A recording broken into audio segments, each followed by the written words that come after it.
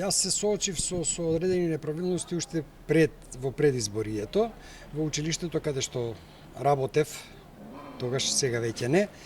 Уште во октомври месец почна да ми се прави некој притисок, а и пред тоа ми беа прво одземени 2 часа како напомена за моите активности надвор од училиштето.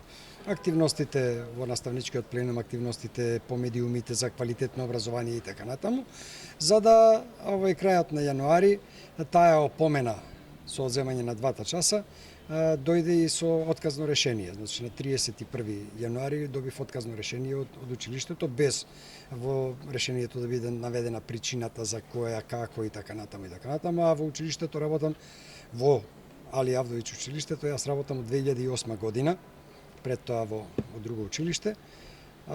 До ден денеска, значи не сум бил нити опоменуван, нити казнуван, ни така натаму. Наспроти тоа, минатата година бев оценет со одлична оценка и од Државниот просветен инспекторат на интегралната евалуација и од советникот по мојот предмет од Бирото за развој на образование.